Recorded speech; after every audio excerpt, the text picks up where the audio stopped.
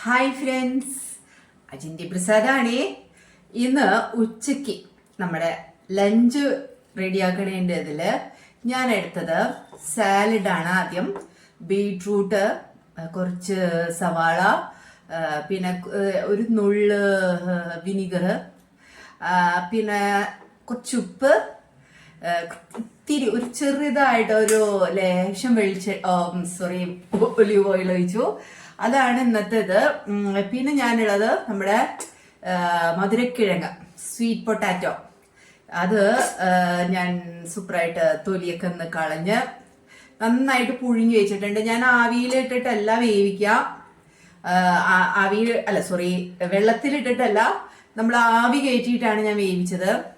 അതെങ്ങനെയാണെന്ന് വെച്ചാൽ, sweet potato വേവിക്കുമ്പോൾ നമുക്കൊരു കാര്യമുണ്ട്. സ്വീറ്റ് പൊട്ടാറ്റോ വേവിക്കുമ്പോൾ കുറച്ച് വെള്ളം ഒഴിച്ചിട്ട് ഇതുപോലത്തെ ഒരു പാത്രത്തിൽ വേവിക്കുകയാണെങ്കിൽ ഒരു തള വരുന്ന സമയത്ത്, നമ്മൾ ഈ സ്വീറ്റ് ഇങ്ങനെ കഷ്ണങ്ങളാക്കിയതിന് ശേഷം ഒരു തള വരുന്ന സമയത്ത് നമ്മൾക്ക് അത് ചെറുതാക്കി വെക്കണം.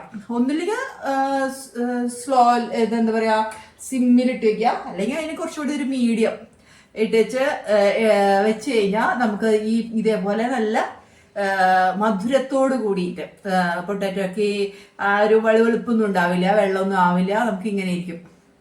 അപ്പൊ നല്ല ടേസ്റ്റ് ആയിരിക്കും. ഇരിക്കും തോറും മധുരം കൂടുന്നു തോന്നും എനിക്ക്. ഞാൻ കുറച്ചൊക്കെ തൊലിയൊക്കെ പറിച്ച് ഞാൻ ഇങ്ങനെ ഇത്രയൊക്കെയാണ് എടുത്തത്. പിന്നെ ഞാൻ ഒരു കാര്യം കൂടി ചെയ്തിട്ടുണ്ടേ, ഓംലേറ്റ് ഉണ്ടാക്കി വെച്ചിട്ടുണ്ട്. ഒരു ഓംലേറ്റ്, വെറുതെ ഓംലേറ്റിൽ കുറച്ച് ഉപ്പിട്ടിട്ടൊന്ന് ഇങ്ങനെ പതപ്പിച്ച് ഒരു ഓംലേറ്റ് ആക്കി വെച്ചു. ഇതൊക്കെയാണ് കേട്ടോ എൻ്റെ ലഞ്ച്.